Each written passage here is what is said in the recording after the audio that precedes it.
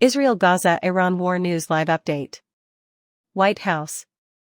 Netanyahu criticism is perplexing and disappointing. The U.S. government is furious at Israeli Prime Minister Benjamin Netanyahu's claims that Washington is withholding weaponry delivery. On Thursday, White House National Security spokesman John Kirby termed Netanyahu's video message perplexing to say the least, very disappointing and vexing. This president sent fighter planes in the air in the middle of April to help shoot down many hundred drones and missiles, including ballistic missiles, fired from Iran proper against Israel, Kirby said. Kirby claimed no other country was doing more to help Israel battle Hamas and that the White House had no idea what motivated Netanyahu's Tuesday video comments. Netanyahu said it was inconceivable that the U.S. was withholding weapons and ammunition to Israel, but provided details. U.S. Secretary of State Antony Blinken, who met with Netanyahu, also objected.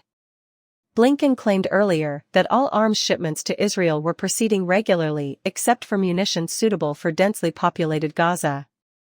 Reviewing those bombs delayed them. Netanyahu and Biden have clashed for months.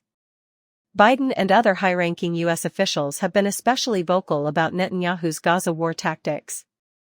The Gaza Strip's humanitarian crisis and excessive civilian deaths have drawn criticism. As Tehran opposes Ottawa's listing of the Islamic Revolutionary Guard Corps, IRGC, as a terrorist organization, the federal government urges Canadians in Iran to return home to avoid repercussions, including arbitrary detention. Iranian Foreign Ministry spokesman Nasser Kanani called the terrorism label unwise and unusual politically motivated step according to the IRGC-affiliated Fars news agency. Iranian Foreign Ministry spokesperson Nasser Kanani said, Canada's action will not have any effect on the Revolutionary Guard's legitimate and deterrent power. We realize that this is going to have genuine repercussions for members of the Iranian community in Canada and maybe their families back home, Trudeau said Thursday. That's why we had to take our time to do it well. Foreign Affairs Minister Melanie Joly encouraged Canadians to return home immediately after the government listed the IRGC, citing a heightened danger of arbitrary arrest in Iran. For those in Iran, return, Joly urged. Avoid going to Iran. After ministers revealed the new terrorism designation after years of public pressure, Canada revised its travel advice with fresh threat warnings for Iran on Wednesday.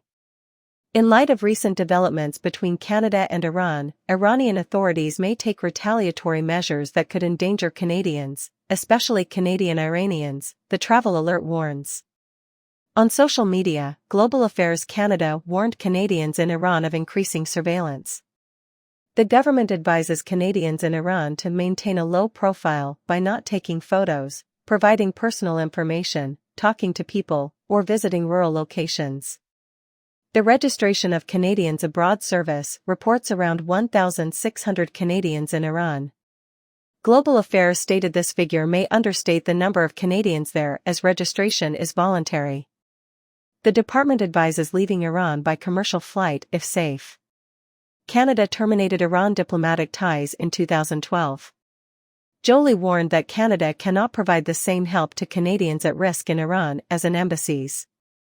We do not have an embassy in Iran, Joly remarked. We've broken diplomatic ties for years now, and consequently, we won't be able to supply the consular competence that would be required.